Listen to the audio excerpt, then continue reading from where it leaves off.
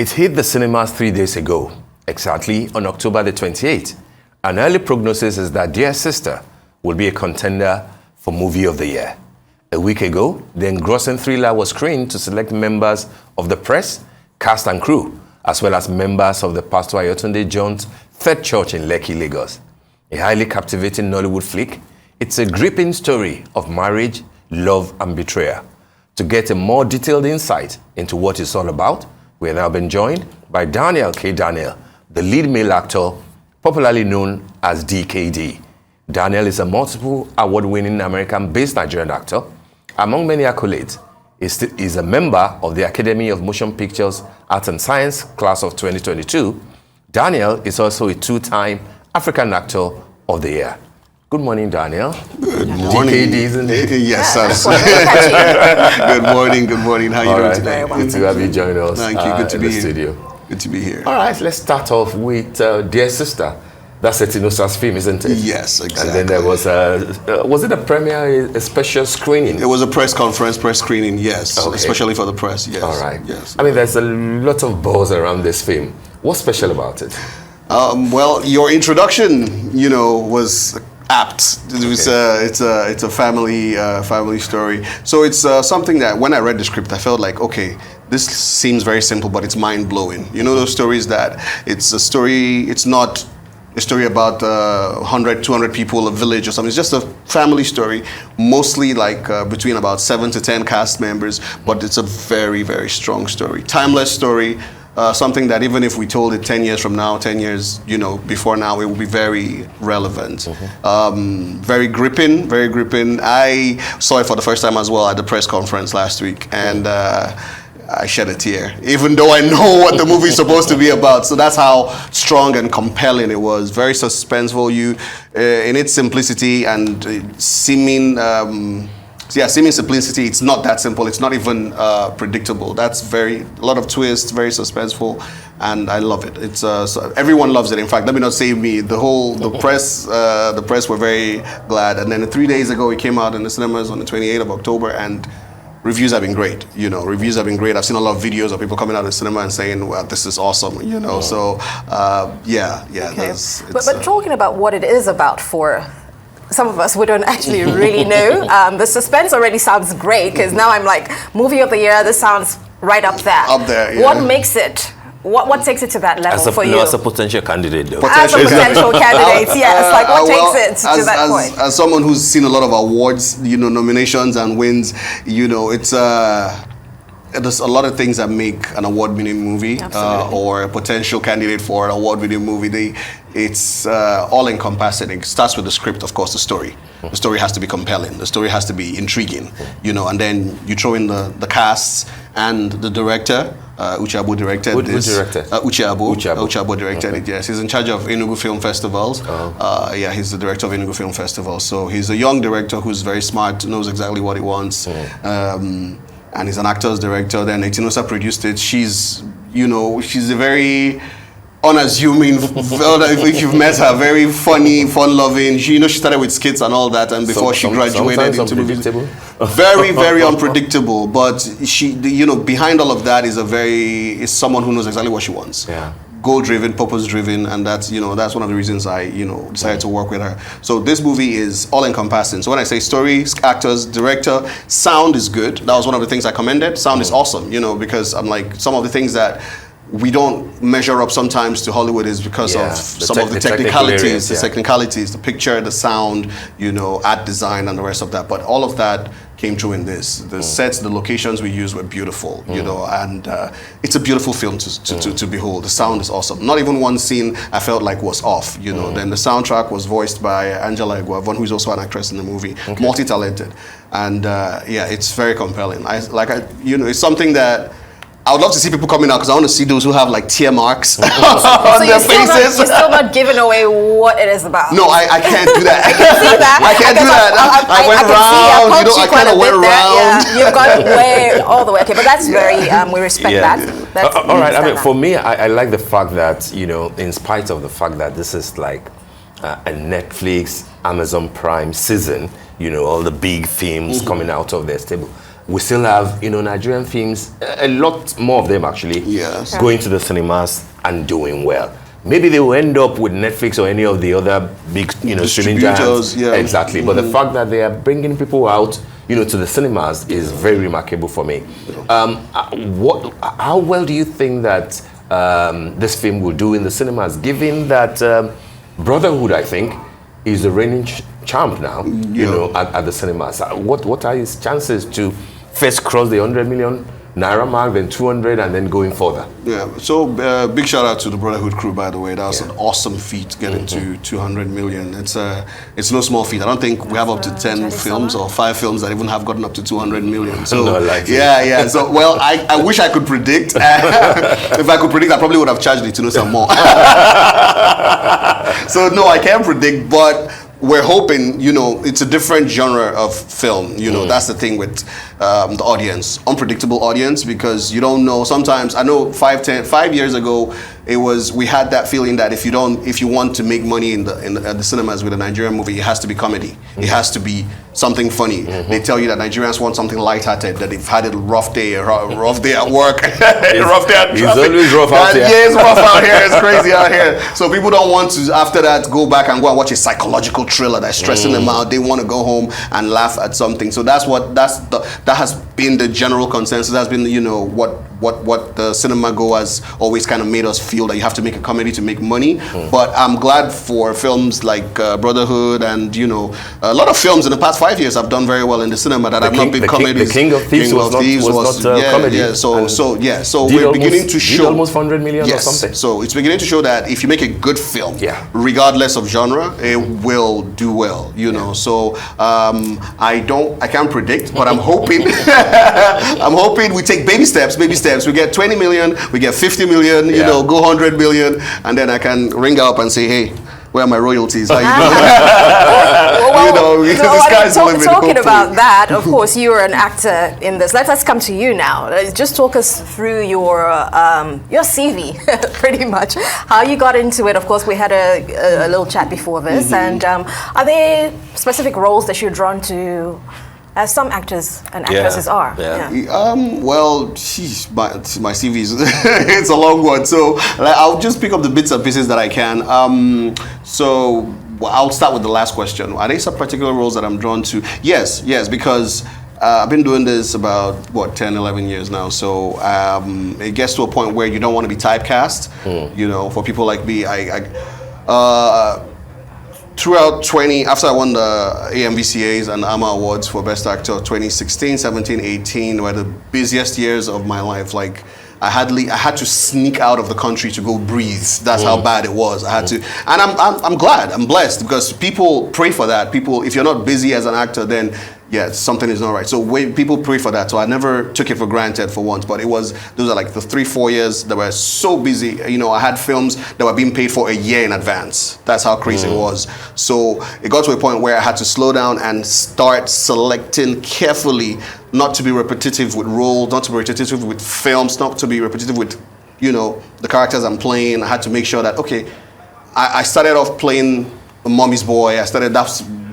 pretty much started with that. I was young and hot-headed and that stuff. So I started off by those that followed my career from the very beginning. I started off playing the mommy's boy, the pet boy, the ladies' boy. That kind of stuff. So it took me 3-4 years to get to the point where I played my first bad guy role. They didn't believe that this. From mom's pet to mom's pet, ladies' man, that kind of thing. Then all of a sudden I got the role to play a soldier story where I was a bad villain, the antagonist of the story. It was brutal. I had to do a 360 from all I was used to become someone else, So after I did that and won the awards for that, that was then when I realized that, okay, Soldier Story was quite popular, wasn't it? Yes, it was. We even did a sequel in 2019 for Soldier Story, and that's on Amazon as well. So yes, it was. Then I started taking on different roles, different challenges, because I try to get out of my comfort zone, what I was used to doing. And so I'm very selective with the roles I pick, more so now that I've even been out of the country for a long time. Came back, her project was, Dear Sister was one of the projects on my radar. I came back when I was planning my return this year, I had a few projects. I carefully picked them because, you know, being out of the scene for 2.5 years, coming back, it has to be, you know, you have to come back with something great. You have to do, you know, a lot of good movies. So I picked 5 projects out of the ones I was offered, and Dear Sister was one of the first ones that I filmed. So yeah, partly because of the great relationship we have, and also because it's a very great film. You know, I just wanted to tell that story. As actors, I think the first thing, you know, when I became a professional actor, like I told, I chanced upon my first role. But when when nothing is handed to you, you have to go out there and grab it. Even though I chanced upon my first role as an actor, I didn't go out there looking for it.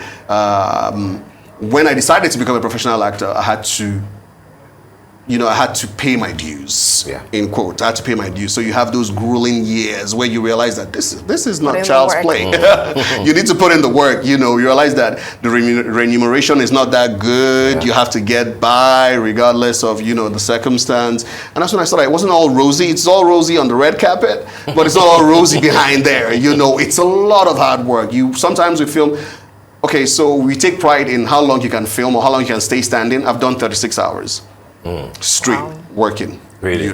Yeah, 36 hours. So it's not a good thing, but yeah. So sometimes you just want to stretch yourself and see how much can I, you know, I can't do it now. I'm too old for that. Too old for that. But yeah, so yeah, there were the grueling years. There were the years where you know, I went to the East. I even, you know, stayed in the East. I went to Enugu, filmed in Enugu for a bit. Some epic films, Asaba, Lagos. You know, I partly grew up in Abuja, so this was me coming from Abuja to explore film in Lagos, Enugu, so there was a lot of traveling, a lot of sacrifice that was made, and thank God for the background I came from. Finances were not really a problem at the beginning, but if you know, it was when I came in, I realized that we don't get paid that much at the beginning. You know, it's a struggle. And then even when you're good as an actor, sometimes you don't get the roles you want, because when you get them, they say you're not popular enough to sell the film. So that was another big challenge I had at the beginning. You know, I go for auditions, I get the role, and then the director is hyped to use me for the film, and then the producer comes in and says, "Who is this one? Who is this guy? I've never heard of him before. Who is he? You're not going to sell my film." You know, he can't sell my film. But you are now on 7 figures, aren't you? Oh yes, we're doing very well. We thank God.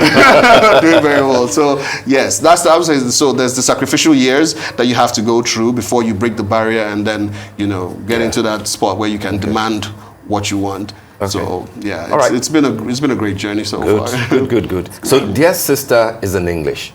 It is, yes. Okay, so it won't be a candidate for the international for the Oscars. For the Oscars, yes, it won't be, right? It won't be. Yes. Okay, where I'm going is you served on that committee, the Nigerian Oscar Selection Committee, for a year or something? So I'm not on the Nigerian Oscar Committee. I'm on the American. Oh yeah, you're a voting member of the Oscars. Of the Oscars itself, okay. not the Nigerian committee. The Nigerian one. I have nothing to do with the Nigerian committee. Yeah, I know there's a lot of controversy surrounding the Nigerian voting committee. Have you followed that controversy? I try not to. I am. I close my eyes to things like that because I know everyone in that committee personally. So I don't want to start feeling biased or asking what happened. You know, I know Moses personally. I know Chini, I think she's the head. Yeah, Chini is a very good friend of mine. So I don't want to go prying and asking questions. Izu Ojukwu is one of my favorite directors. I shot 76 and 77, which is the sequel with him. Yes. Oh, 77 is coming. Was I supposed to let that out on live TV? Well, you have to give it something. You already gave it. Was I supposed to let that out on live TV? Sorry. I don't think I was supposed to say that. I let it slip.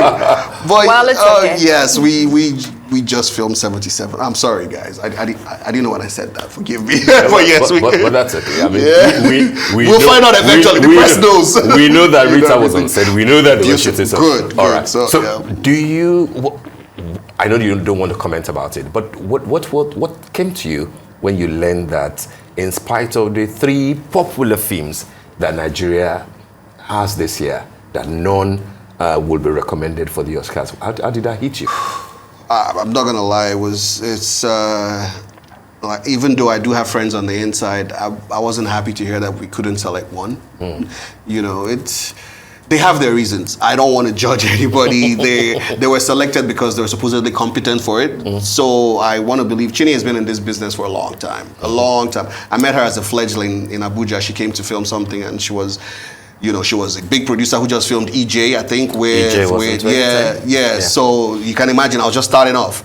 and she took a liking to me at her audition. I came to her audition. That's how we met. But out of the audition, she picked me. She was like, "This kid will go places," and that's how we became friends. Were you in EJ? No, I wasn't in EJ. Okay. Yeah. This was after. I think this was after she filmed EJ. She was trying to film a TV series, and she was auditioning for it. She came to Abuja when I was still, before I moved to Lagos. So I want to believe that they have their reasons, even though we haven't heard them or haven't, we're not privy to, what's going on inside there. I would have loved for them to make a selection so that, the Oscars in the US, so that we can, so we can at least have something to vote for, And there are about 10 of you Nigerians now immortalized there. Yes, immortalized there. Femi Udugbe is there. Yes, Blessing Egbe is there. Tunde Kelani is there. Funke Akindele is also there. Funke is also Funke is there.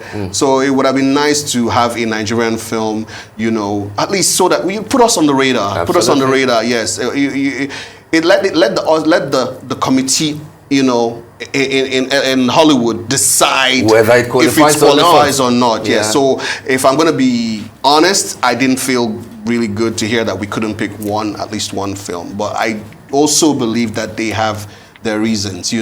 I believe Chini is going for quality over quantity. It's all or nothing. So I just don't want to believe that they have the reasons why they couldn't come up or pick one to submit for the Oscars. But do you see any lessons going forward for the future to avoid a repeat situation? What message are we taking out of it? I would say more transparency. It's in Nigeria. There's a lot of cloud. Things are always shrouded in a lot of mystery. Mystery. Thank you. That's the word I'm looking for. It's in the US, let me say in the Western world, it's as if everything is you can see it. It's plain. Elections, they're being counted real time on TV. You don't. It's not. Let them count the box at the back and come and tell us how many is in there. No, everything is done real time. There's no mystery surrounding all this. So it would be nice if the committee has a little bit more transparency. Let filmmakers know what you want exactly that you're looking for, because supposedly these films met the criteria. Yeah. So what exactly is wrong? Yeah. So transparency would be nice. Let it not be as if there's some kind of bad blood or beef in there. So just say, okay, this is the reason. This is what we want. This is what we're looking for. And if it doesn't meet the criteria, it doesn't meet the criteria. You shred it off. It doesn't even make the list at all. Yeah. So. All right. Before we let you go, Daniel, any possibilities of doing a lot more than acting? Could you go into directing like Ramsey has done, and I think a few other people? Ramsey. Ramsey. It's funny you bring Ramsey up. Very, very, very, one of my closest friends in the industry, actually. Okay. Before he started directing, I remember when we joked about it, we were filming 2 weeks ago. Before he even started directing in 2012, we were together in, I can't remember where, I think we were together in Enugu, and he was ordering his equipment as way back as 2012. And he was like, I have plans to direct. We talked about it. I was like, and I was, this kid who was excited to even be acting at all. And I'm like, come on, soak up the stardom. Why do you want to leave the limelight and go behind the camera? Impressionable kid. Don't blame me, but he had that vision that I've been there, done that. Been doing that for 15, 20 years. Now I want to move on to something else. So for me, it's pretty much the same thing. Been there, done that. Now I want to do more. So I'm not going to let the cat out of the bag. But of course, there is a tendency. I've already co-produced a movie with. The Andy Boyo, The Fugitive, titled The Fugitive. So I'm also doing some producing and some directing, of course. Is he really active in the industry? Andy Boyo? Oh yes, he is. He's taken a step back in the past year. But I know 2017, 18, 19, he did film a lot of projects at that period before I left the country. So, but he's there. He's doing his thing. That's a good one. Yeah. So, congratulations on Dear Sister. Thank you so much. And I'm looking forward to seeing it. Yeah. Oh yeah, because he hasn't given me anything. In fact, I'm going to attack you guys. Yes. So let's do the marketing from home. Charity begins at home. Take your family to see Dear Sister, showing in cinemas across the nation. No problem. Thank you very much. Thank you so much for being with us.